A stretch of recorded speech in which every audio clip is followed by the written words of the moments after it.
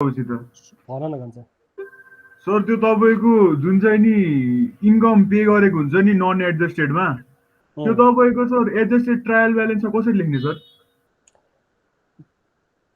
के भनेको तिमीले इन्कम ए ऊ के सर के अरे इन्कम ट्याक्स हामीले जुन चाहिँ त्यो ट्रायल ब्यालेन्सबाट निकाल्छौँ ए ट्रायल ब्यालेन्स सर इन्कम स्टेटमेन्टबाट निकाल्छौँ नि सर त्यसलाई एडजस्टेड ट्रायल ब्यालेन्समा कसरी राख्ने सर एडजस्टेड ट्रायल ब्यालेन्समा अनि त्यो इन्कम ट्याक्स त्यसरी क्याल्कुलेट गरेको जुन इन्कम ट्याक्स छ नि तिमीले भर्खरै स्टार्ट के अरे क्याल्कुलेट गरेको त्यो अलवेज पेएबल हुन्छ क्या अलवेज किन थाहा छ ट्याक्स त भर्खर इस्टिमेट गरिरहेछौ नि तिमी इस्टिमेट गर्ने बित्तिकै कुदेर जाने हो र तिमी ट्याक्स तिर्नलाई तिम्रो त क्यास त आउट भएको छैन नि त्यो पेएबल नै हुन्छ नि हजुर सर हो त्यही भएर त्यसलाई के गर्छौ इन्कम ट्याक्स पेएबल छ भने त्यसको जर्नलिज के हुन्छ इन्कम ट्याक्स पेएबल छ भने income tax expenses account debit to income tax payable हो अब भन त त्यो त्यही हामीले के गर्ने एडजस्टिङ इन्टिजमा त्यो कोलममा के डेबिट ब्यालेन्स हाल्ने अनि क्रेडिट ब्यालेन्स हाल्दिने ओ बस सिद्धि त्यति त नि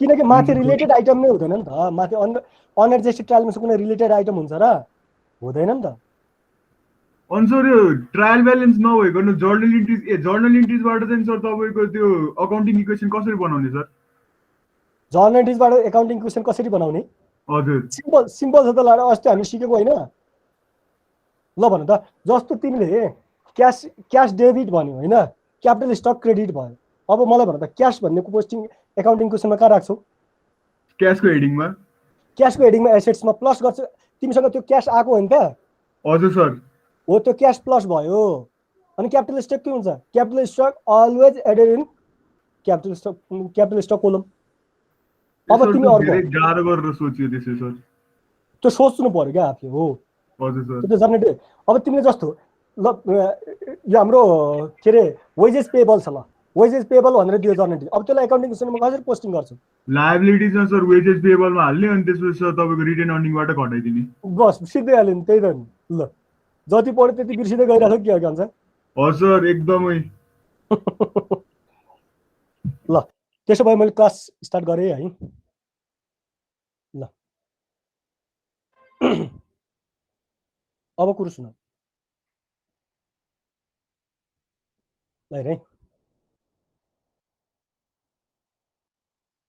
क्वेसन है हामीले प्रब्लम 411 देखि थियो है अब कुरो सुन मसँग इन्ट्याक्सन गर्दै जाऊ है बोल्दै जाऊ मलाई त्यसरी तिमीले भन्दै गयो है रङ राइट जेसुकै होस् क्या भन्दै गयो भने नि मैले अगाडि बढ्नलाई सजिलो हुन्छ क्या त्यही भएर problem 4.1 revenue and expense recognition and closing entries छ 2 years ago Darlene Darby open a delivery service एउटा यो डेलिभरी सर्भिसको उसले बिजनेस यो डार्लिन डार्बिनले 2 years अगाडि एउटा बिजनेस इस्टाब्लिस गरेको रहेछ ओपन गरेको रहेछ Darby reports the following accounts on हर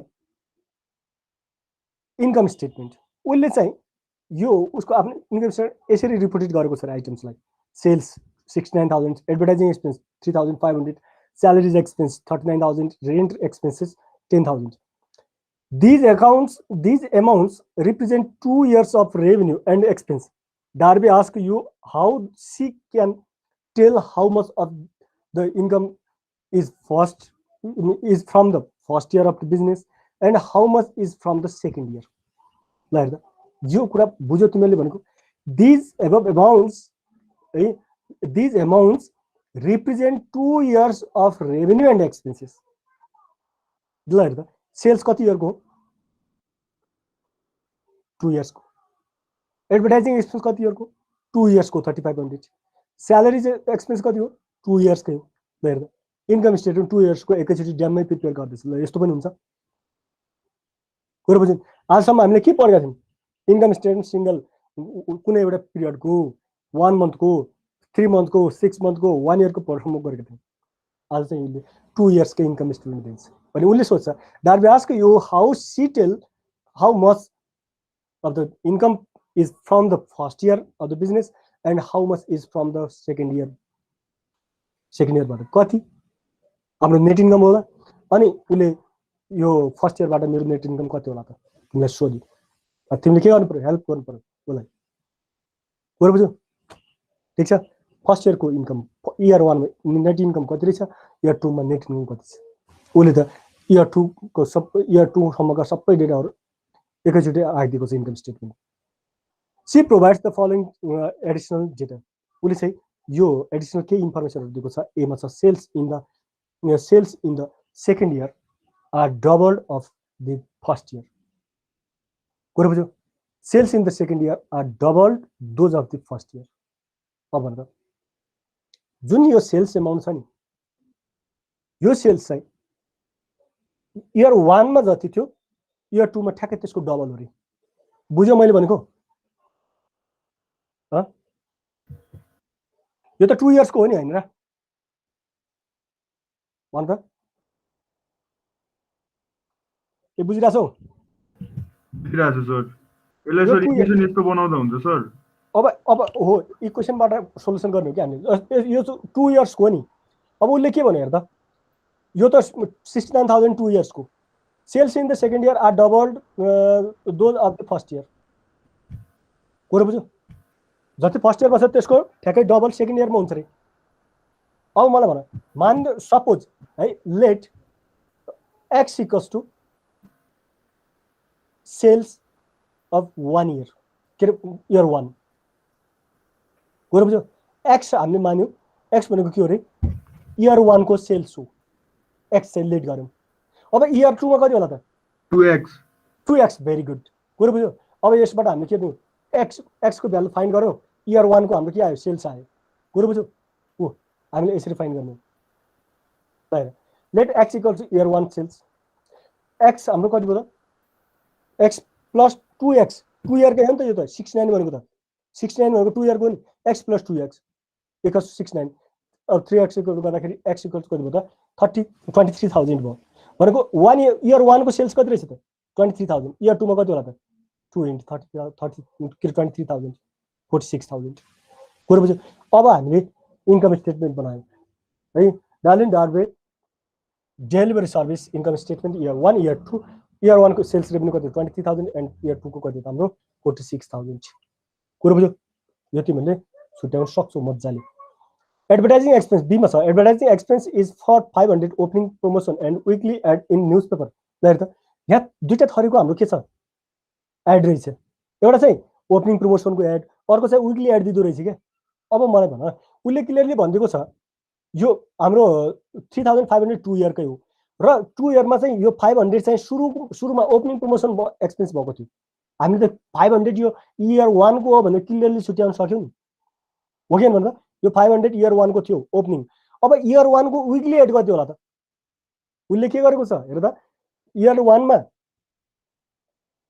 के हाम्रो वीकली एड र ओपनिङ प्रमोसनमा एक्सपेन्स भएको छ इयर 2 मा वीकली एड मा मात्रै एक्सपेन्स भएको छ अब मलाई भन्छ इयर 1 को वीकली एड के रे ओपनिङ प्रमोसन हाम्रो 500 हो भनेछ त यो 3000 माइनस 500 3500 माइनस 500 भनेपछि कति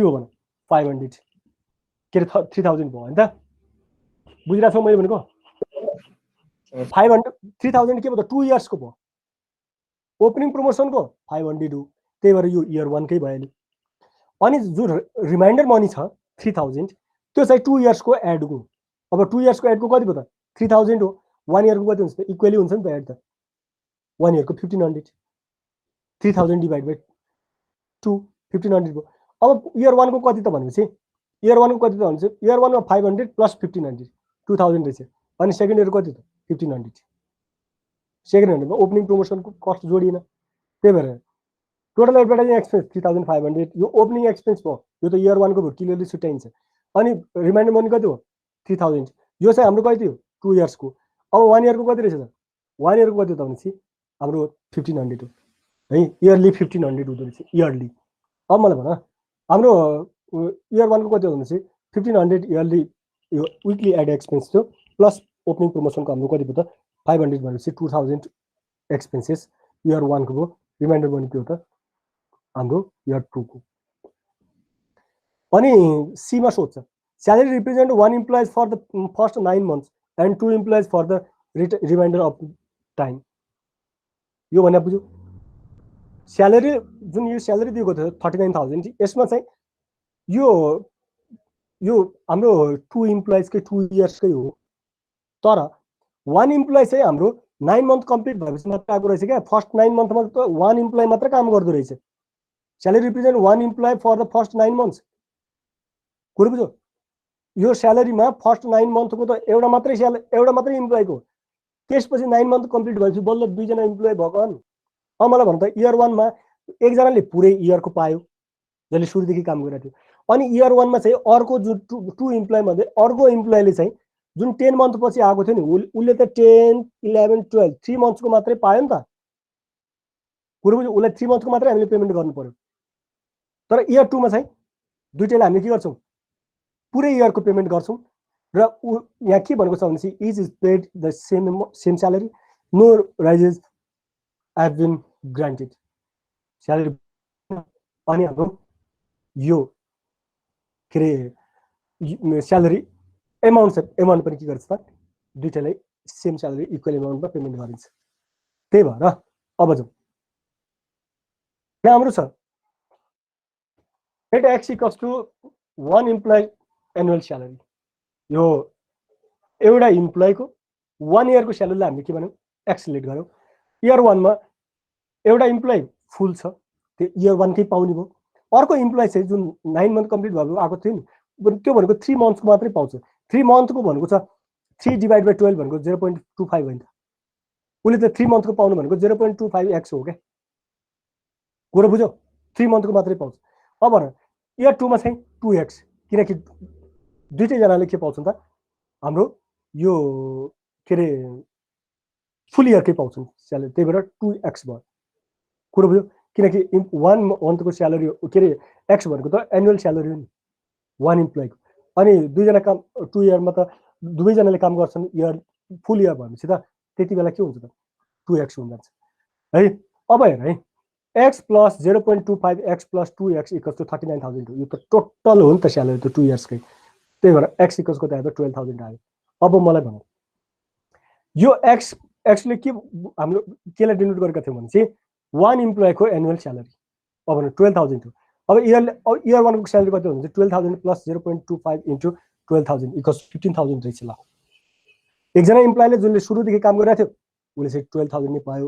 अर्को 9 मन्थ कम्प्लिट भएपछि आएको थियो नि, अर्को इम्प्लोइ थपेको थियो नि, उसले चाहिँ 3 मन्थको मात्रै पायो। 3 मन्थको 3,000 हुन्छ, 15,000 भयो। ल, इयर 1 मा हाम्रो कति स्यालेरीमा एक्सपेन्स भएको रहेछ त 15,000, इयर 2 मा हाम्रो 24,000 भएको रहेछ। कुरा बुझ्यो? अनि rent has not change since the business open भन्छ। बिजनेस स्टार्ट गरेदेखि यो रेन्टमा चाहिँ कुनै चेन्ज भएको छैन। कुरा बुझ्यो? कुनै चेन्ज भएको छैन भन्छ। अब मलाई भन त, यो हाम्रो रेन्ट एक्सपेन्सेसको हाम्रो एमाउन्ट 10,000 2 इयर्सकै हो, 2 इयर्सको। अब भन 2 इयरको हो भनेपछि यसमा कुनै चेन्ज भएको छैन। 1 इयरको कति रहेछ 5,000। कुरा बुझ्यो? ठिक छ। अब हेर, एडभर्टाइजिङ एक्सपेन्सेस 2,500 के अरे 2,000 भयो, 1,500 भयो। Salary expenses 15,000, 24,000। रेन्ट एक्सपेन्सेस 5,500 भयो, 5,000 भयो। अब भन हामीले यो डायलिनको के गर्नु त, हामीले yearly net income statement prepare गर्नु। अलि तल गर्छु न एकछिन। अब भन त, त्यो एकछिन अलि तल गर्छु न। भन त कुन पोइन्ट नबुझेको? सल्युसन हेरेको थिएँ, बुझ्न त बुझिसकेको थिएँ, सल्युसन हेर्न थिएँ क्या सर। ठिक छ सर। एकछिन सर, त्यो 0.25 वाला बुझाइदिनु न। मैले त एकछिन फोन गरिरहेको थिएँ कि सर, उहाँ सर। अब मलाई भन त, यो एक्स हो क्या। हाम्रो इयर 1 मा कतिजना काम गर्छन् भन त ल। इयर 1 मा इयर 1 मा एकजना सर होइन, 2 जनै काम गर्छन्। Salary represent 1 employee for first 9 months, 1 employee for first 9 months and 2 employees for reminder of the date. एक वर्षमा 9 मन्थ मात्रै हुन्छ त भन त? हुँदैन सर, हुँदैन सर। 9 मन्थसम्म त एकजना मात्रै थियो रे, अनि त्यसपछि चाहिँ 2 जना भएका हुन् नि। कुरा बुझ्यो?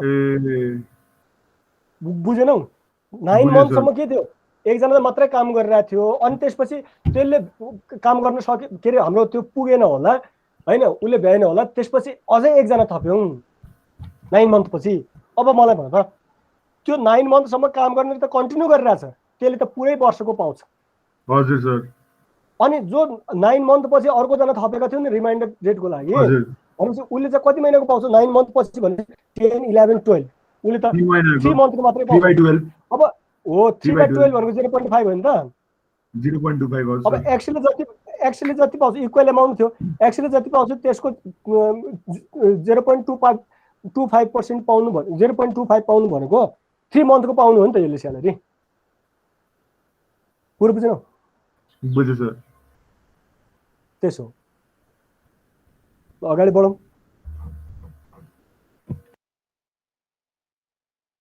अब कुरो सुन 10 कोलम वर्कसिट हामीले वर्कसिट बनाउँ होइन अब कुरो सुनौँ Yeah, the following unregistered trial balance is available for as consulting incorporation on June 30, 2012. As consulting unregistered trial balance दिएको छ अनि त्यसपछि हाम्रो यहाँ इन्टर रिक्वायर्डमा छ enter the unregistered trial balance in first 2 columns of the 10 column worksheet. अब यहाँ 10 column worksheetमा यो कुराहरूलाई के गर भन्छ त इन्टर गर भन्छ ठीक छ अब कुरो सुनौ अनि अर्को छ enter the necessary adjustment in appropriate column of worksheet for each of the following अब यहाँ एडजस्टमेन्ट दिएको छ यसलाई पनि पोस्टिङ गर भन्छ 10 कोलम वर्कसिटमा अनि complete the remaining columns of worksheet remaining column हाम्रो वर्कसिटले के गर्दा कम्प्लिट गर भन्छ अब कुरा सुन त्यो त पुरै क्वेसन भनेको रिक्वायर्डमा हाम्रो के अरे यो हाम्रो वर्कसिट मात्रै भनिदियो भने नि सबै यस्तै गर्नुपर्छ हामी कुरा बुझ्यौ वर्कसिट सोधेको छ अब हामी जाउँ वर्कसिट बनाउनमा वर्कसिट बनाउनको लागि हामीले एडजस्टेड ट्रायल ब्यालेन्स हामीले बुझिसकेका छौँ कुरा बुझ्यौ एडजस्टेड ट्रायल ब्यालेन्स ल हेर्नु है एडजस्टेड ट्रायल ब्यालेन्सबाट हामीले वर्कसिट बनाउने कति सजिलो छ अब यहाँ कतिजना स्टुडेन्ट नयाँ होला यो वर्कसिट कहिले पढेको छैन होला कुरा बुझ्यौ र उनीहरूलाई पनि सजिलो छ एकदमै सजिलो छ यदि एडजस्टेड ट्रायल ब्यालेन्ससम्म हामीले बुझिसकेका छौँ भने यहाँ मजाले बुझिन्छ है अब हामीले वर्कसिट बनाउनको लागि अनएडजस्टेड ट्रायल ब्यालेन्स पहिला हामीले यहीँसम्म क्लियर गर्नु पर्यो अब भन क्यास छ हो यो हामीले कहाँबाट ल्याएको त भनेपछि unadjusted trial balance unadjusted trial ब्यालेन्सलाई मैले कपी पेस्ट गरिदिएको यसमा कुनै पनि चेन्ज गरेको छैन डेबिटको डेबिट क्रेडिटको क्रेडिट गरेर मैले कपी पेस्ट गरिदिएँ जस्तै क्यास 6,320 छ एकाउन्ट रिसिभेबल 14,600 छ भने मैले क्यास 6,320 एकाउन्ट रिसिभेबल 14,600 यसै गरिकन एकाउन्ट पेबल 5,200 एकाउन्ट पेबल 5,200 ल हेर्दा कुनै चेन्ज गरेको छु छैन कुरा बुझ्यौ ठिक छ बुझिन्छ है त अब कुरो सुन मैले एकैछिन है एकछिन मैले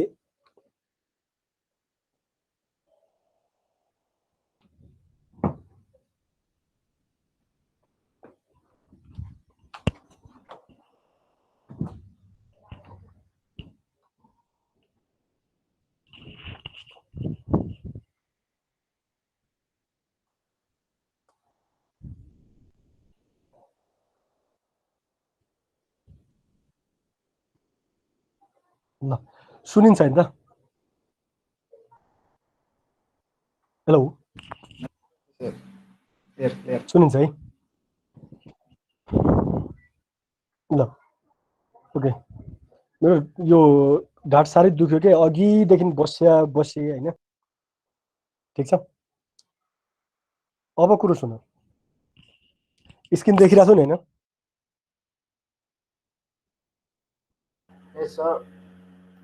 देखिरहेको छु है ल ठिक छ अब मलाई कम्फर्टेबल भयो क्या अब कुरो सुन मैले के भनिरहेको थिएँ भने नि यो क्यास रिसिभेबल यो जति छ यो अनएडजस्टेड पार्ट हो नि अनएडजस्टेडको पार्टलाई मैले ल्याएर यहाँ पोस्टिङ गरिदिएँ ल यो पार्टलाई। अब त्यसपछि म एडजस्टमेन्ट इन्ट्रिजका कुराहरूलाई पोस्टिङ गर्छु। त्यही भएर यहाँ हेर्दा मुनि के छ एडजस्टिङ इन्ट्रिजका कुराहरू छन्। एउटा बुझ्यो मैले एडजस्टेड ट्रायल ब्यालेन्स नै बनाएको हो अघिको जस्तै गरेर।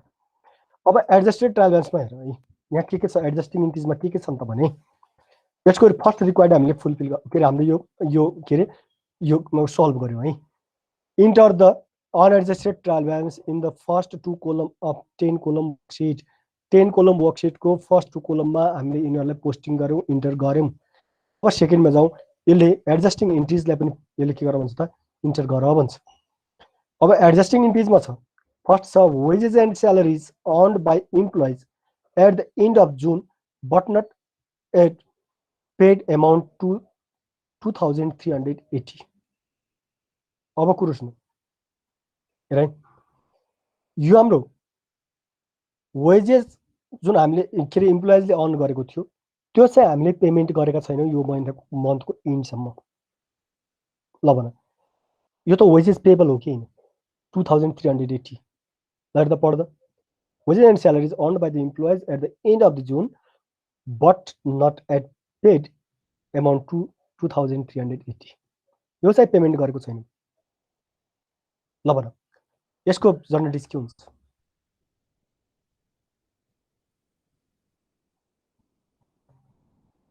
भन त। Wages and salaries expenses account debit to outstanding wages and salaries. Wages and salary payable ठिक छ। अब हेर हजुर वेजेस एन्ड स्यालेरी पेबल। अब हेर त हामीले के भनेको थियो उसले salary expense debit wages and salary expense debit गऱ्यौँ एडजस्टिङ इन्ट्रिजमा लेख्ने हो क्या हामी 2380 डेबिट गऱ्यौँ। अब wages and salary payable credit थियो हामीले यहीँनिर क्रेडिट गरिदिउँ। कुरो बुझ्यो। अब यसलाई हामीले यहीँनिर हामीले डेबिट क्रेडिट किन नगरेको त भनेपछि वेजेस एन्ड स्यालेरी एक्सपेन्सेस माथि थियो त। कुरो बुझ्यो। कुनै रेस्पेक्टिभ हाम्रो हेडिङ माथि अनएडजस्टेड ट्रायल ब्यालेन्समा हुन्छ भने त्यहीसँग हामीले एडजस्ट गर्नुपर्छ। त्यही भएर वेजेस एन्ड स्यालेरी एक्सपेन्सेस हामीले डेबिट गरिदिउँ अनि वेजेस एन्ड स्यालेरी पेबल चाहिँ हामीले क्रेडिट गरिदिउँ किनकि यो पेबल माथि थिएन। माथि भएको भए यसलाई पनि माथिले लगिदिन्थ्यो क्या हामी। कुरो बुझ्यो। ल supplies on hand at the end of the June 550। ल मलाई भन्दा यो सप्लाइज चाहिँ जुनको इन्डमा 550 छ भन्छ। सुरुमा कति थियो 800 थियो। बाँकी एमाउन्ट कहाँ गयो त युज्ड भयो कन्ज्युम्ड भयो। कन्ज्युम्ड भयो भने चाहिँ त्यसलाई हामी के भन्छ सप्लाइज एक्सपेन्स प्रेजेन्ट है। ल अब मलाई भन्नु सप्लाइज एक्सपेन्स भयो। कुरो बुझ्यो। सप्लाइज एक्सपेन्स डेबिट हुन्छ अनि सप्लाइज अन ह्यान्ड के हुन्छ क्रेडिट हुन्छ हो कि होइन भन्नु त यहाँ हेर्नु जर्नटी आयो के यस सर। अब भन सप्लाइज एक्सपेन्स डेबिट भयो 2250 ले अनि यो एमाउन्ट कसरी आएको त 800 माइनस 550 गरेको हाम्रो यो ओपनिङ ब्यालेन्स अफ यो supplies minus closing balance of supplies. कुरो बुझ्यो। जुन डिफरेन्स छ त्यो एक्सपेन्स भएको त्यसलाई हामीले supplies expense debit supplies expense debit भयो। यहाँ सप्लाइज एक्सपेन्स डेबिट गरेर 250 अनि सप्लाइज अन ह्यान्ड के हुन्छ क्रेडिट हुन्छ क्रेडिट गरिदियो। जसले जर्नलिस्ट बुझ्यो उसले सबै कुरा बुझ्यो क्या यहाँ गाह्रो छैन। अब थर्डमा हेर depreciation on furniture fix and fixtures for June is 375। अब मलाई भन्नु डेप्रिसिएसन अन फर्निचरको जर्नलिस्ट के हुन्छ depreciation account debit to accumulated depreciation account. Very good accumulated depreciation हुन्छ। अब हेर त depreciation expense debit depreciation expense debit गर्यो अनि एक्युमुलेटेड डेप्रिसिएसन क्रेडिट थियो नि। अब हेर त यहाँ माथि दिएको छ नि एक्युमुलेटेड डेप्रिसिएसन त अनएडजस्टेडमा दिएको छ भने त्योसँग लगेर मैले के गरिदिएँ क्रेडिट गरिदिएँ भयो कि भनेर depreciation expense debit accumulated depreciation credit भयो। कुरो बुझ्यो। कन्फ्युजन सोच्नु सर। सो त्यो डेप्रिसिएसन डेबिट टु एक्युमुलेटेड किन आयो त्यो अलिक कन्फ्युज भयो सर अस्तिदेखि। ए एक्युमुलेटेड किन आएको भनेको हजुर सर मैले तिमीलाई यो भन्दा अगाडि पनि भनिसक्यो कतिचोटि है।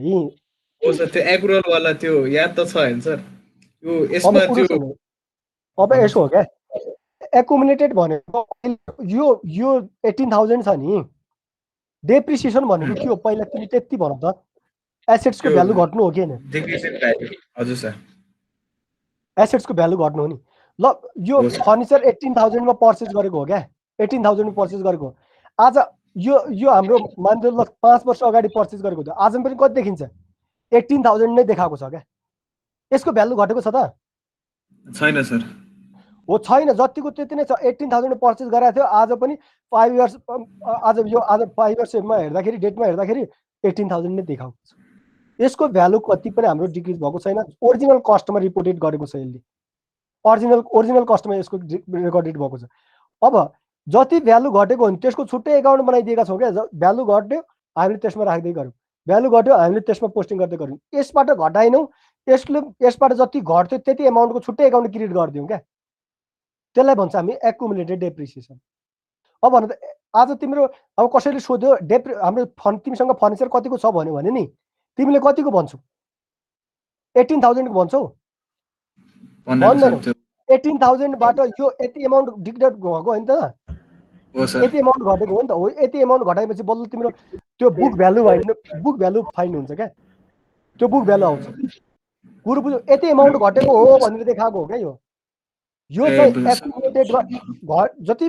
जति भ्यालु घट्थ्यो नि हो त्यो भ्यालुलाई चाहिँ के गर्यो, एक्युमुलेटेड गरेर देखायो क्या यसले, एक्युमुलेटेड गरेर। अब जसो अब जुन त्यसमा त्यो डेप्रिसिएसन आयो एक्युमुलेटेड हान्ने हो सर। अब जस्तो यो इयरको हेर्दा यो मन्थमा कति हो? 375 डेप्रिसिएसन भएको हो नि, होइन र? हो कि होइन त? यसले त यो 375 ले त यसको 18,000 घटाउनु पर्ने होइन त? हो सर। हो, यो घटाएको छ त? छैन नि। यसलाई के गर्छौ त भनेपछि अब 375 को भ्यालु घट्यो है, फेरि घट्यो है भनेर यसमा राख्यो। अब तिमीले क्यालकुलेट गर्नु पर्यो के गर्छौ? यो 18,000 बाट त्यो यो 6,000 घटाउँछौ तिमीले, किनकि यो भ्यालु अब डेप्रिसिएसनमा गइसक्यो। एक्युमुलेटेड डेप्रिसिएसनमा हामीले राखिसक्यो नि त यसलाई त। हजुर सर, हजुर। कुरो बुझ्यौ? हो, यो एक्युमुलेटेड डेप्रिसिएसन भनेको के हो भने, एक्युमुलेटेड डेप्रिसिएसन भनेको के हो भने कि आजसम्मको यो एसेटको डेप्रिसिएसन, आजसम्मको कुरो बुझ्यौ? बुझ्यो सर। अब बिर्सिँदा क्लियर भयो सर। ठिक छ ल। अब कुरो सुन है, ठिक छ, सोध। अब कुरा सुन है, डेप्रिसिएसनको पनि क्लियर भयो। As prepays the rent on its office space on June 1 of each year. यसले चाहिँ अफिस स्पेसको जुन अफिस त्यसको रेन्ट चाहिँ प्रत्येक वर्षको June 1 मा पेमेन्ट गर्दो रहेछ। कुरो बुझ्यौ? The rent amount to 400 per month. Rent एक महिनाको कति रहेछ त? 400 रहेछ। अब भन यो वर्ष पनि के गर्यो त? June 1 मै पेमेन्ट गर्यो। हामी कुन डेटमा छौँ? June 30 मा छौँ हेर त। हो, June 1 मा पेमेन्ट गरेको June 30 मा पुगिसक्यो। अब यो इन्सुरेन्स हामीले प्रिपेड नै भन्छौँ कि 1 मन्थको एक्सपायर्ड भयो भन्छौँ? 1 मन्थको एक्सपायर भइसक्यो। हो, अब 1 मन्थको एक्सपायर्ड गर्ने के हुन्छ त? Rent expense to prepaid rent. वो rent expenses debit to prepaid rent हुन्छ। कुरो बुझ्यौ? रेन्ट एक्सपेन्सेस डेबिट, उ हेर, rent expenses debit 400, prepaid rent credit हुन्छ त। उ हेर त, प्रिपेड रेन्टलाई मैले के गरिदिएँ? 400 ले क्रेडिट गरिदिएँ। कुरो बुझ्यौ? प्रिपेड रेन्ट के भयो त? क्रेडिट भयो। कुरो बुझिन्छ? बुझिन्छ सर। ठिक छ। अब भन नेक्स्ट 1 मन्थको एक्सपायर भएको, किनकि June 1 मा पेमेन्ट गरेको थियो, हामी June 30 मा छौँ भनेपछि 1 मन्थको प्रिपेड इन्सुरेन्स एक्सपायर भयो। Consulting services rendered and billed for which cash has not been received amount to 4,600।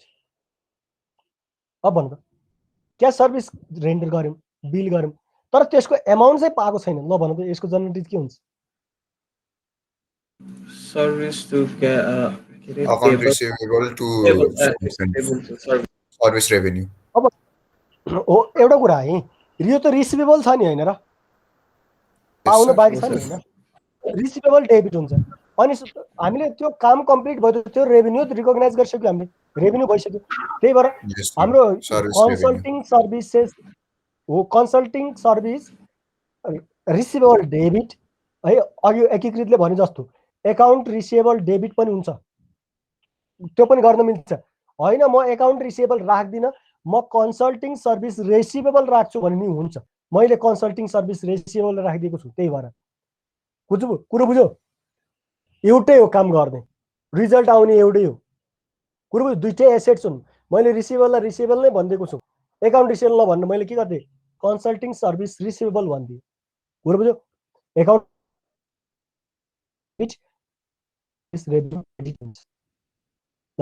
Consulting service receivable debit अनि माथि हेर्दा कन्सल्टिङ रेभेन्यू दिएको छ कन्सल्टिङ सर्भिस रेभेन्यू के हुन्छ क्रेडिट हुन्छ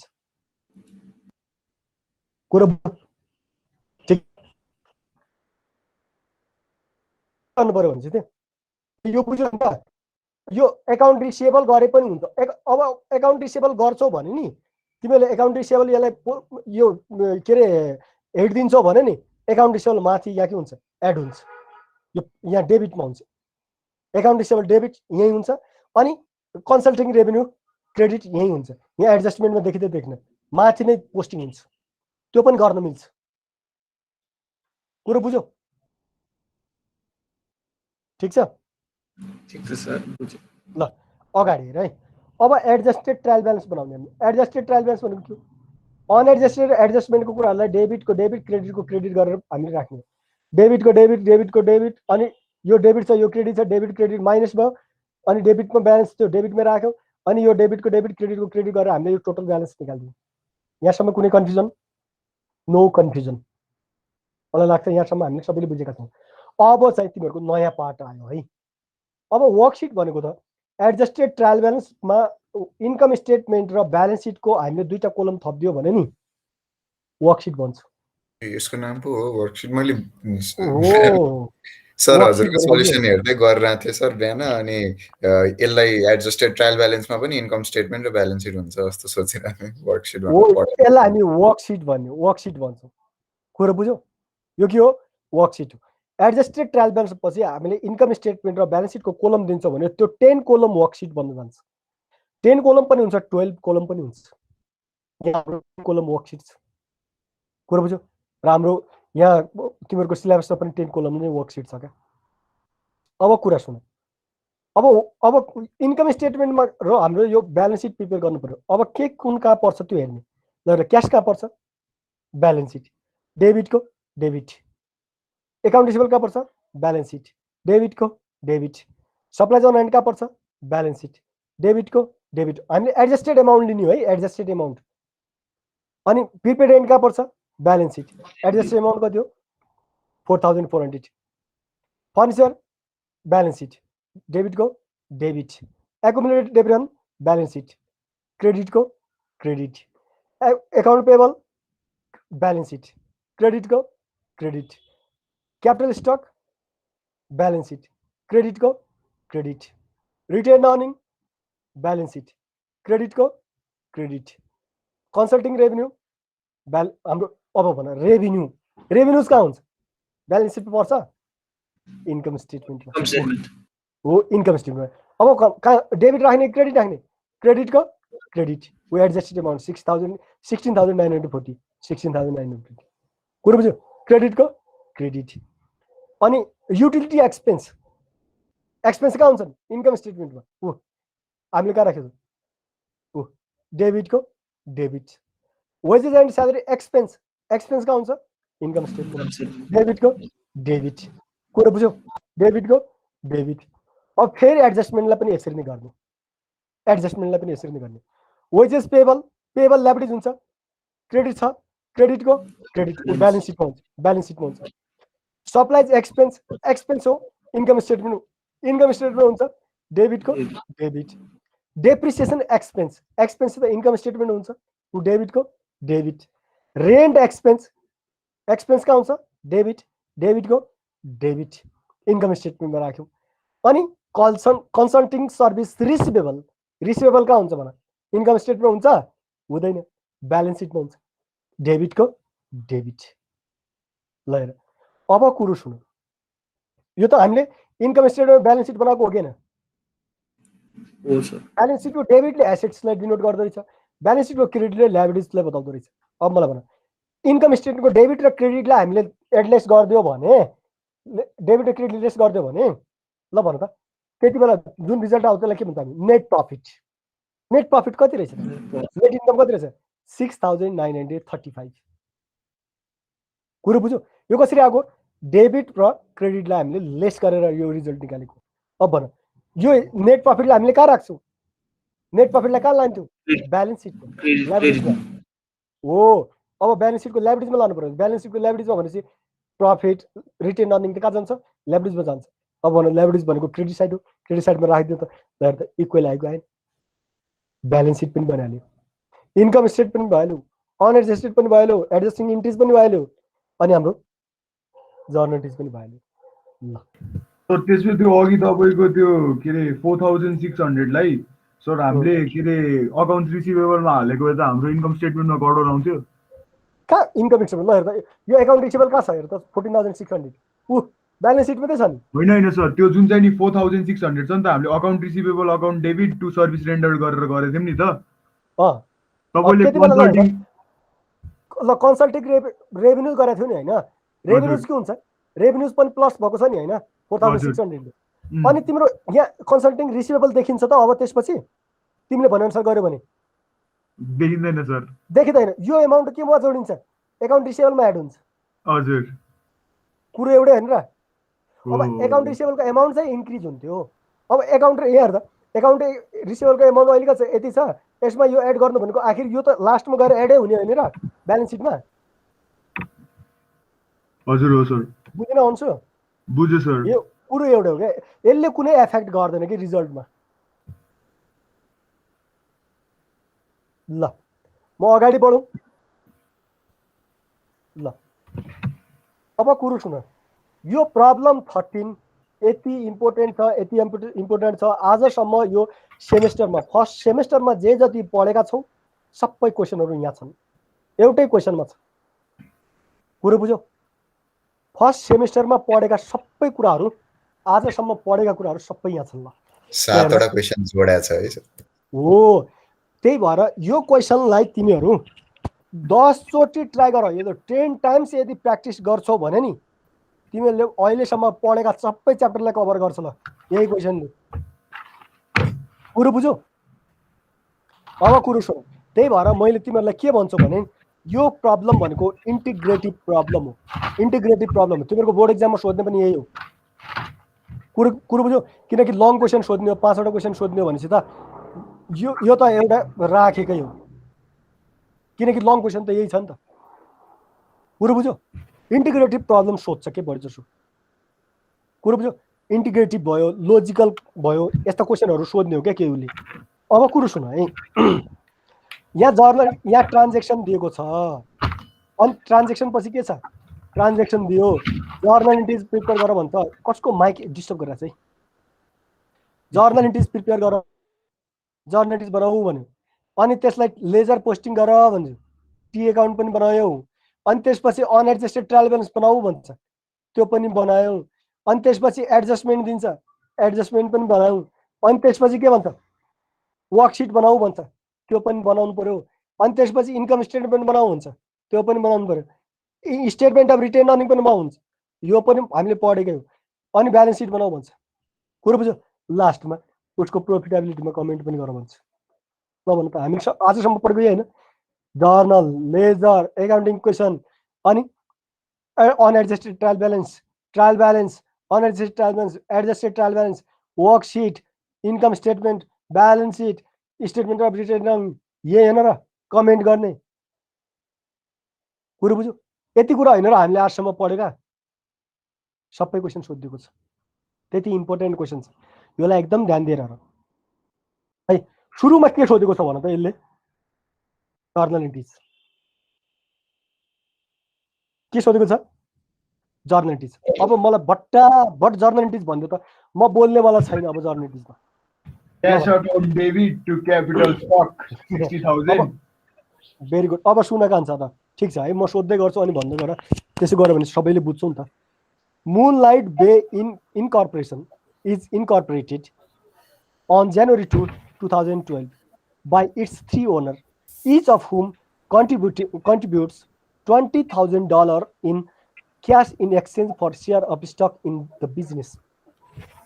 यो मुनलाइट बे इन यो इन भनेको यो हाम्रो टुरिस्टहरू हाइवेको नजिक हुन्छ नि होटेलहरू, कुनै होटेलहरू टुरिस्टहरू आउने, त्यहाँ गेस्टहरू आउने, त्यहाँ हाम्रो स्टे गर्ने होइन, हो त्यो इन भनेको। उसले चाहिँ यो तीनजना यो 3 ओनर्स मिलेर चाहिँ एउटा यो बिजनेस स्टार्ट गरेछ है। कहिले त भनेपछि जनवरी 2, 2012 र सबैजनाले इन्भेस्ट गरेछन्, उनीहरूले कन्ट्रिब्युट गरेछन् $20,000 को उसमा सेयर लिएर इनको। अब मलाई भन त यसको जर्नलिस्ट के हो त बिजनेस स्टार्ट गरेको? क्यास टु सेयर क्यापिटल,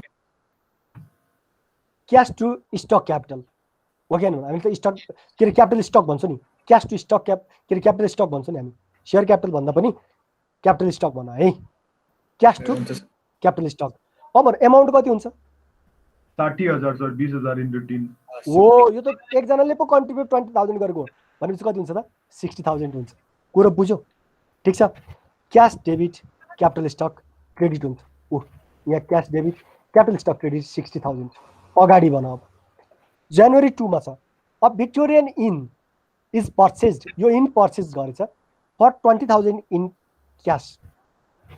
क्यासमा यो इनलाई पर्चेज गरेछ, यो बिल्डिङलाई नै उसलाई नै।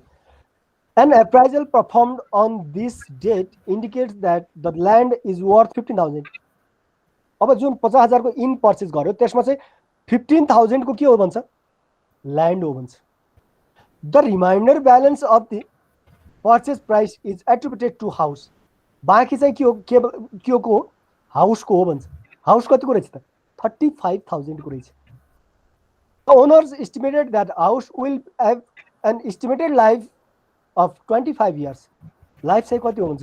25 years सोच रहे हाउसको लाइफ चाहिँ। एन्ड एस्टिमेटेड सेल्वेज भ्यालु 5,000 हो भन्छ। एस्टिमेटेड सेल्वेज भ्यालु कति हो त? 5,000 भन्छ। अब कुरा सुन, हामी कुरो आउँदैन। आज हामीले के गरेको हो भन्दा जनवरी 2 मा के गरेको? त्यो किनेको ल्यान्ड र बिल्डिङ किनेको सर। हो हामीले इन्ट्री बनाउने त्यसैको। कतिपयले ओहो यहाँ जर्नल यो डेप्रिसिएसनको पनि जर्नल इन्ट्रिज बन्द, किनकि जर्नल इन्ट्री त हाम्रो डेप्रिसिएसनको बन्द छ तर यहाँ चाहिँ बन्दैन, किनकि आज पर्चेज गरेको छु यसको युजै भएको छैन त जर्नल इन्ट्रिजको इन्ट्री बन्छ र आज? यो त मन्थ लास्टमा जनवरी 30 मा चाहिँ बन्छ सर। त्यो नि सर एडजस्टिङ इन्ट्रिज होला हैन? हो त कुरो बुझ्यो। तर आज के को इन्ट्री सोधेको छ यसले? पर्चेज गरेको। के पर्चेज गरेको? 15,000 को ल्यान्ड, रिमाइन्डर मनी, हाउस। ल भन्नु जर्नल इन्ट्रिज के हुन्छ? Land account debit, building account debit to cash account. ल्यान्डमा तपाईको 15,000, बिल्डिङमा 35,000, टोटल 50,000। भेरी गुड, ठिक छ। Land debit, house debit. त्यो बिल्डिङ भन्नु भने यसले हाउसै भनेछ। कुरो बुझ्यो? हाउसै भनेछ त हामी हाउसै भनिदिउँ, किनकि इन हो यो। कुरो बुझ्यो? कटेज हुन सक्छन् क्या, त्यसले अब हामी बिल्डिङ त भन्दैनौँ नि त। त्यही भएर हाउसै भनेछ इनको, त्यही भएर हाउसै राख्यो। तिमीले बिल्डिङ राख्यो भने केही फरक पर्दैन, त्यो काट्दैन। Land debit 15,000, house debit 35,000, cash credit 50,000। कुरो बुझ्यो? ठिक छ। हाउस किन राखेको त, बिल्डिङ किन नराखेको त भनेपछि यो इन हो, कटेज टाइपको हुनसक्छ उसको होइन। त्यही भएर अब तिनीहरूलाई त हामी बिल्डिङै त भन्दैनौँ नि त। बिल्डिङ भनेको त अब 4-5 तला 2-3 तला भयो भने पो बल्ल हामीले त्यसलाई बिल्डिङ भन्छौँ। कटेजलाई त हामी कटेज नै भन्छौँ, हाउस नै भन्छौँ है। त्यही भएर हाउसै राखेको होइन वर्ड। बिल्डिङ राख्यो भने पनि गल्ती हुँदैन नि फेरि। अब कुरो सुन, जनवरी 3 मा a 2-year 12%, a 2-year 12% 30,000 promissory note was signed at a second state bank. Interest and the principal will be repaid on maturity date of January 3, 2014. अब भन त हामीले के गरेको हो? यहाँ ट्रान्जेक्सन के को? नोट्स पेबलबाट लोन लिएको। अब न इन्ट्रेस्ट र प्रिन्सिपल एमाउन्ट र रिपेड गरेको इन्ट्री बनाउने हो त आज? हैन सर, 31 मा बनाउने हो। 31 मा भन्दा नि 2014 मा बनाउने हो। 31 मा त हामीले इन्ट्रेस्ट एक्रुड गरेको हाम्रो एक्सपेन्सेस पेबल हो। अब मलाई भन त जनवरी 3 मा लोन लिएको इन्ट्री के हुन्छ त? Notes payable, cash account debit to notes payable 30,000। Very good, very good. कुरो बुझ्यो? ठिक छ। Cash debit, notes payable credit 30,000। अनि अगाडि हेरौँ जनवरी 4 मा New furniture for the inn is purchased at a cost 50,000. The furniture has an estimated useful life of 10 years and no salvage value. Life चाहिँ 10 years रहेछ यसले फर्निचर पर्चेज गरेको रहेछ आज फर्निचर पर्चेज गरेको हो नि जनरेटिज के हुन्छ furniture account debit to cash account 15,000 furniture very good furniture debit to cash हुन्छ कुरा बुझ्यो फर्निचर डेबिट टु क्यास हुन्छ ठिक छ हामी बुझ्दै गइरहेको छौँ है अब अगाडि हेर January 5 मा a 24-month property insurance policy is purchased for 6,000 in cash. मन्तको इन्स्योरेन्स पोलिसी पर्चेज गरेछ के अब भन्नु त आजको ट्रान्ज्याक्सन के advance insurance account debit to cash account very good किनकि अबको आउने 24 मन्थ्सको लागि हो भने यो त प्रिपेड भयो नि त हो कि प्रिपेड अथवा advance insurance debit cash credit हुने कुरो बुझ्यो प्रिपेड इन्स्योरेन्स डेबिट अनि क्याश क्रेडिट हुने 6,000 अगाडि हेर है January 5 मा January 6 मा an advertisement for the inn is placed in the local newspaper मा हामीले यो एडभर्टाइज दियौं प्लेस नै गर्यौं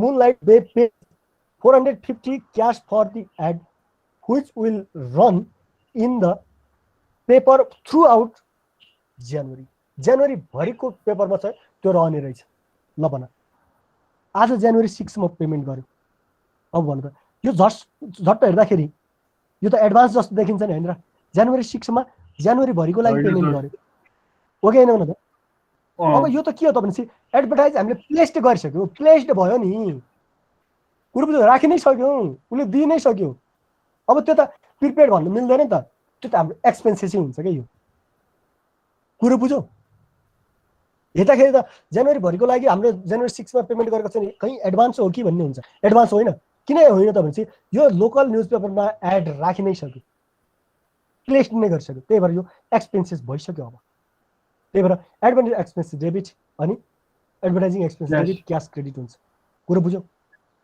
क्याश गयो नि त तिर्यो नि त हामीले क्याश एडभर्टाइज प्लेस गर्दाखेरि हामीले क्याश पेमेन्ट गर्नु पर्दैन त कुरो बुझ्यौ उ page 440 for cash for the advance. January 7 cleaning supplies are purchased on account 950 the bill is payable within 30 days ल भन त क्लिनिङ सप्लाइज के गर्यो त पर्चेज गर्यो अकाउन्टमा उधारोमा जनरेटिज के हुन्छ भन cleaning supplies account debit to account हो cleaning supplies debit account payable credit हुने कुरो बुझ्यो किनकि उधारोमा पर्चेज गरेको हो cleaning supplies debit account payable credit भयो नेक्स्ट अब January 15 मा है wages 4,230 for the first half of the month are paid in cash wages payment गर्यो जनरेटिज के हुन्छ भन wages and salaries account debit to cash account 4,230 ठीक छ wages डेबिट है wages expense debit cash credit 4,200 यो सबैले बुझ्यो अब कुरो सुन्नुस् यो 16 को अलिकति राम्रो छ है against mail the business 980 in cash as a deposit है as a deposit for a room to be rented for 2 weeks 2 weeks को लागि जुन रेन्टमा लिने हो नि त्यसको डिपोजिट गरिदियो रे आज January 6 मा the guest plans to stay at the inn during the last week of January and the first week of February आज January 16 मा डिपोजिट गर्यो अनि उले के को प्लान उ बस्ने चाहिँ कहिले रे भने January को लास्ट वीकमा र February को फर्स्ट वीक भनेपछि 2 week उले यसरी प्लानिङ गरेको रहेछ बस्ने गरेर आज January 6 मा उले रुमलाई रेन्ट लिनुको लागि डिपोजिट चाहिँ गर्यो रे अब भन यसको जनरेटिज के होला cash to advance debit to unearned commission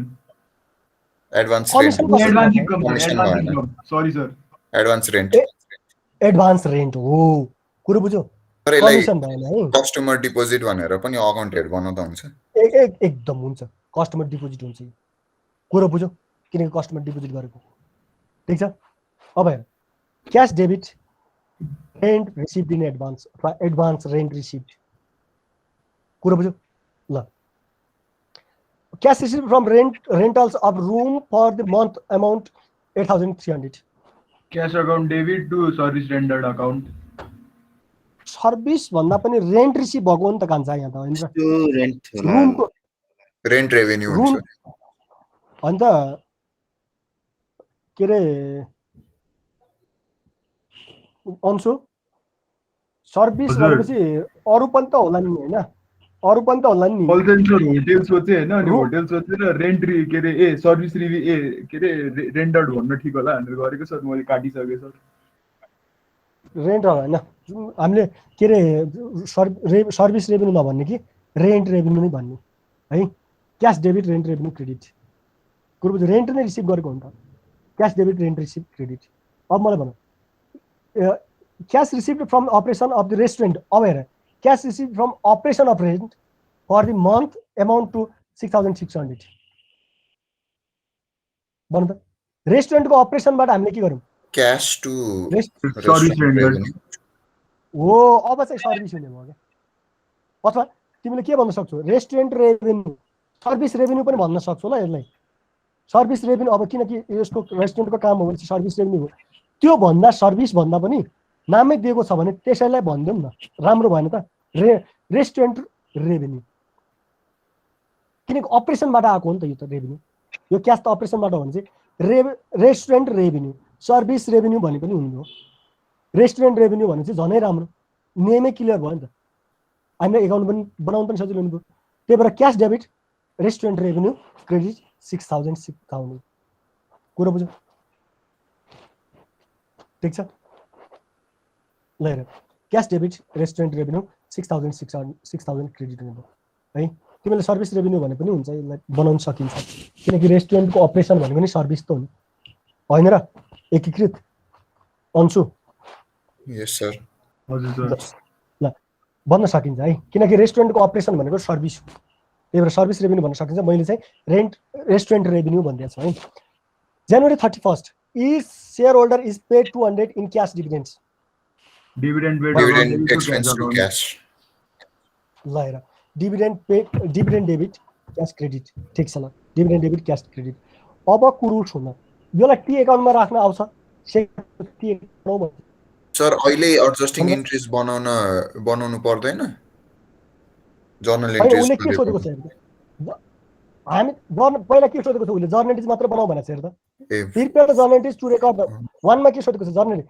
preceding transaction यहाँको ट्रान्जेक्सनबाट जर्नलिस्ट मात्र बनाऊ भनेको छ जे सोध्यो त्यो बनाउने हो भनेपछि एडजस्टिङ भनेको सिधै त्यो वर्कसिटमा गएर मात्रै हाल्दिने हो होइन होइन उसले जे भन्छ त्यो बनाउनु पर्यो अहिले नै एडजस्टिङ इन्ट्रेस्ट बनाऊ भनेपछि बनाउनु पर्यो नि त हामी जनवरी 30 मा पुगिसक्यो नि त त्यही जर्नल जनवरी 31 मा बनाइदिने सबै वान के छ वानले सोधेको के हो भन न पहिला हामीले आफैले जे जानेको छ त्यो लेख्ने हो कि जे सोधेको छ त्यो लेख्ने हो सोधेको सर अनि एडजस्टिङ पनि सोधेको भए चाहिँ हामीले जनवरी 31 को डेटमा हालेर गर्थ्यौं ओ जनवरी 31 को डेटमा हालेर बनाउँथ्यौं गुड एडजस्टिङ पनि सोधेको भए अहिले त उले प्रिसिडिङ ट्रान्जेक्सनबाट जर्नल इन्ट्रिज मात्र रेकर्ड गर भनेछ नि त ठीक छ ल 2 मा हेर post each of the journal entries to T account अब टी अकाउन्ट मतलब बनाउन आउँछ हामीले टी अकाउन्ट त कुरा बुझ्यौ टी अकाउन्ट बनाऊ भन्छ 2 मा त्यही भएर 2 मा हेर्दा क्याश अकाउन्ट बनायो capital stock account land house अब हेर्दा क्याशमा के पर्छन् यसमा हेर क्याश डेबिट भयो 60000 डेबिट भएको छ अब मलाई भन्नु हामीले सुरुमा पोस्टिङ गर्यौं क्याश डेबिट थियो क्याश अकाउन्टको डेबिटमा गयौं क्यापिटल स्टक क्रेडिट छ क्यापिटल स्टकको क्रेडिटमा गयौं कुरा बुझ्यौ क्याशको डेबिटमा 6000 क्यापिटल स्टकको क्रेडिटमा हामीले 60000 लेख्यौं उहेर अब यहाँ हामी लेजर पोस्टिङ कसरी गर्छ त भनेपछि ओला हेर अर्को हेर है क्याश क्रेडिट डेबिट छ रेस्टुरेन्ट रेभेन्यू क्रेडिट छ ल हेर क्याश डेबिट छ 6600 अनि रेस्टुरेन्ट रेभेन्यू क्रेडिट छ रेस्टुरेन्ट रेभेन्यू हाम्रो क्रेडिट छ अब भन्छ जर्नल इन्ट्रीमा जुन अकाउन्ट हेड जुन साइडमा छ त्यही साइडमा गएर हामीले के गर्दिनु पर्ने रहेछ टी अकाउन्टको त्यो अकाउन्ट हेडमा के पोस्टिङ गर्दिनु पर्छ त्यही साइडमा कुरा बुझ्यो जर्नल इन्ट्रीमा क्याश डेबिट हो भने क्याश अकाउन्टको डेबिटमा लेख्ने जर्नल एन्ट्रिजमा क्यापिटल स्टक क्रेडिट हो भने क्यापिटल स्टकको क्रेडिटमा गएर नोट गरिदिने। ल्यान्ड जर्नल एन्ट्रिजमा डेबिट छ भने ल्यान्ड हामीले यहाँ डेबिटमा पोस्टिङ गर्नु पर्यो। अनि हाउस डेबिटमा हुन्छ हाउस डेबिटमा। अनि त्यसै गरिकन हाम्रो यो रेन्ट रेभेन्यू क्रेडिटमा छ भने चाहिँ हामीले रेन्ट रेभेन्यू एकाउन्टको क्रेडिटमा गएर त्यो एमाउन्टलाई उसको एमाउन्टलाई पोस्ट गरिदिने। यो त हामीले सिकिसकेका छौँ नि होइन र? ल भन्नु त यसमा पनि सोध्नु छ र लेजर पोस्टिङमा भन है, नत्र अगाडि बढ्छु म। छ सर त्यो डिभिडेन्डको अमाउन्ट 200 हुनुपर्ने हैन? डिभिडेन्डको त अब हो तिमीले भनेको सही हो हैन त, 200 हुनुपर्ने। तर इच शेयर होल्डर भनेपछि तीनटा हैन त? ए हजुर तीनटालाई भनेपछि त तीनजना ओनर हुन् नि, तीनजना ओनरलाई 200 को रेटमा पेमेन्ट गर्यो भने चाहिँ 600 भयो नि त। बुझ्यो? ल म अगाडि बढाउँ त, एकाउन्ट बनाउन आउँछ यो हैन लेजर। अब भनेर क्यासको अब हामीले अरूलाई टोटल गर्नु पर्दैन कि एकाउन्टमा अरूलाई टोटल गर्नु पर्दैन, किनकि सिंगल एमाउन्टलाई टोटल गर्नु पर्दैन, ब्यालेन्स गर्नु पर्दैन, त्यही ब्यालेन्स हुन आउँछ। तर मल्टिपल एमाउन्ट छन् भनेपछि त्यहाँ चाहिँ हामीले ब्यालेन्स गर्नुपर्छ। क्यासलाई हामीले ब्यालेन्स गरिदिएका छौँ। क्रेडिटमा हाम्रो 76,280 छ, डेबिटमा हाम्रो 1,05,880 छ, 29,600 भयो। कुरो बुझ्यौ? ठिक छ, 29,600 हाम्रो यो ब्यालेन्स डेबिटमा बढी छ त डेबिटको ब्यालेन्स हो भनेको।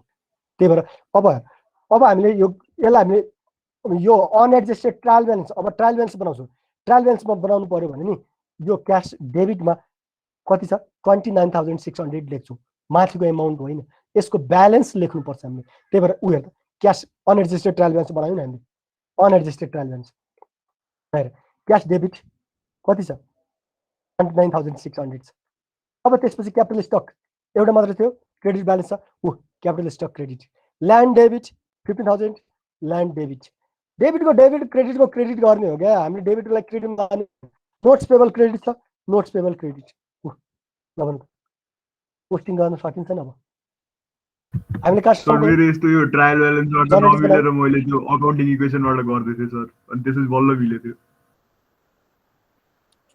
इक्वल आएको सर। अब यहाँ हेर त, यहाँ अब कुरो सुन, डेबिटको डेबिट क्रेडिटको क्रेडिट गरेर जाउँ त।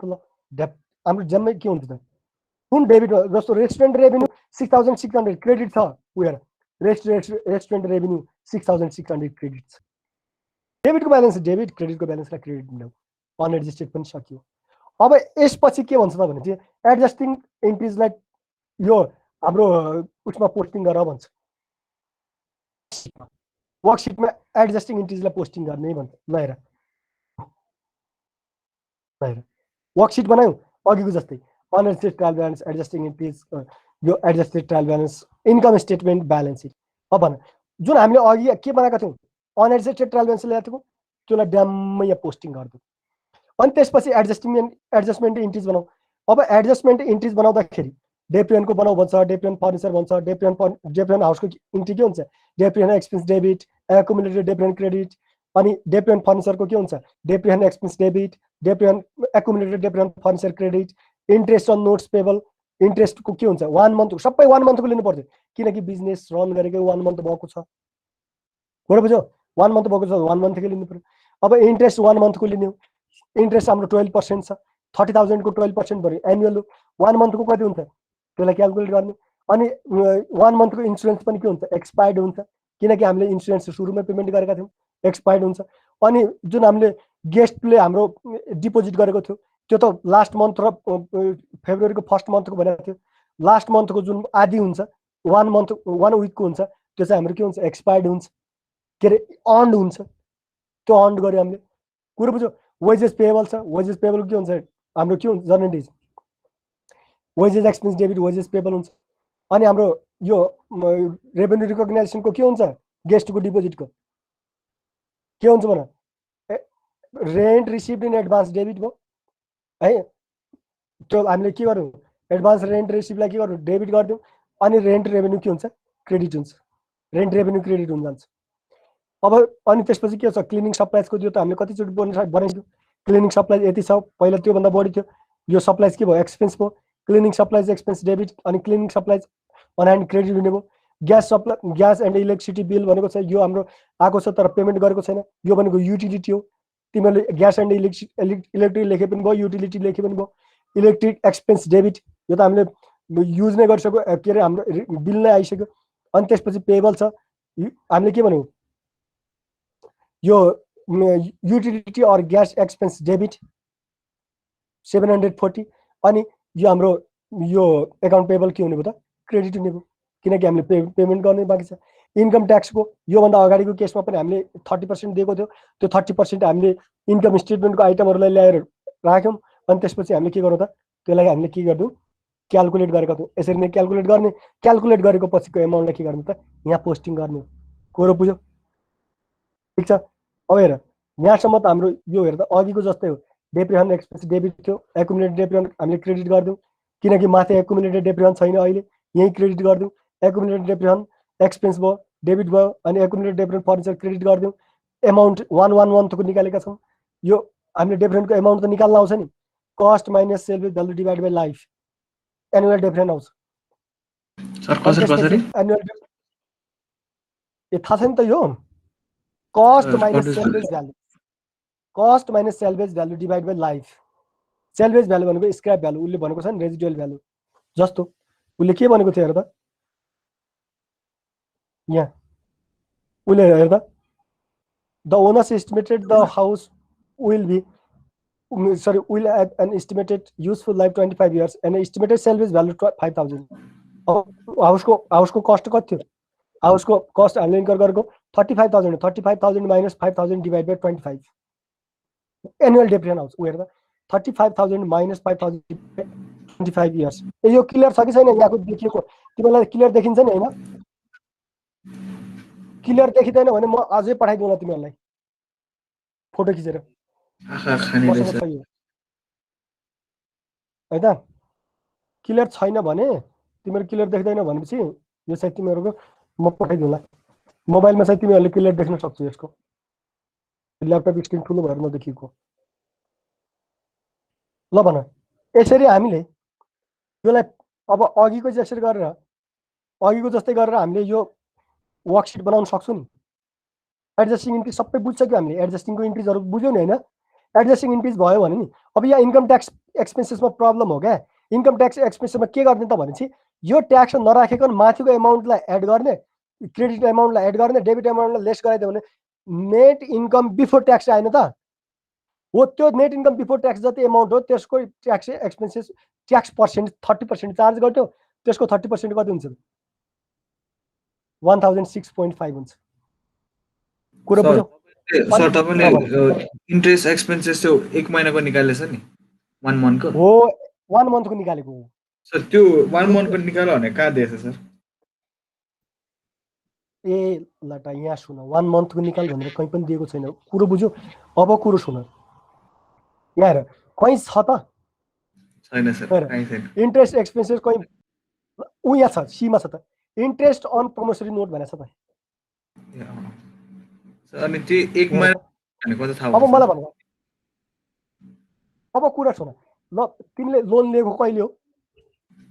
जनवरी 3। जनवरी 3। कुरा बुझ्यौ? जनवरी 3 मा लिएको हो नि। तिमी कहाँ छौ? जनवरी 31 मा छौ। अब 1 महिनाको लोन, 1 महिनाको इन्ट्रेस्ट पेमेन्ट गर्नुपर्ने भयो नि त, टेबल देख्यौ नि हैन र? हो सर, हो। कुरो बुझ्यौ? बुझे सर, बुझे। ठिक छ, ठिक छ। कन्फ्युजन भयो भने सुन है, यहाँ कन्फ्युजन भयो भने नि यो च्याप्टर सकियो, अब म अर्को च्याप्टर पढाउँला हैन? त्यसो हो, तिमीलाई यहाँ कन्फ्युजन भयो। सर इन्कम ट्याक्स एकचोटि देखाउनु न। हो, इन्कम ट्याक्सको अंश तिमी के गर भने यो इन्कम ट्याक्सको यो भन्दा माथिको एमाउन्ट त राख्न सक्छौ नि हैन? यो कुन वाला सर? इन्कम स्टेटमेन्टको हेर त, इन्कम स्टेटमेन्टको पहिला इन्कम स्टेटमेन्ट प्रिपेयर गर्नु पर्यो क्या। तिमीले त ट्याक्स क्याल्कुलेसन त कहाँबाट निकाल्ने हो? इन्कम स्टेटमेन्टमा निकाल्ने हो नि त। हजुर हो सर। पहिला इन्कम बिफोर ट्याक्स निकाल, नेट इन्कम बिफोर ट्याक्स निकाल, अनि त्यो जति नेट इन्कम आउँछ नि, नेट प्रफिट आउँछ नि, हो त्यसको त्यो नेट प्रफिटको 30% गर्दियो। हाम्रो के आउँछ त? इन्कम ट्याक्स आउँछ। त्यही भएर हेर त, मैले के गरिदिएको छु यहाँ हेर त, ल हेर यो ड्यास ड्यास ड्यास गरेको छ नि। ल यो किन गरेको थाहा छ? यो पहिला थाहा थिएन कि हामीलाई, यो मैले ड्यास ड्यास गरेँ। अनि त्यसपछि बल्ल हामीले योभन्दा माथिको लागि इन्कम स्टेटमेन्टको डेबिट र क्रेडिट गरेर मैले के गरेँ, नेट प्रफिट निकालेँ, त्यसको त्यो नेट प्रफिट बिफोर ट्याक्सको मैले 30% गरिदिएँ 1006.5 आयो त्यो इन्कम ट्याक्स हो त्यसलाई फेरि पोस्ट गरेँ अनि जुन 2348.5 आउँछ त्यो चाहिँ आफ्टर ट्याक्स हो क्या कुरो बुझ्यौ ठिक छ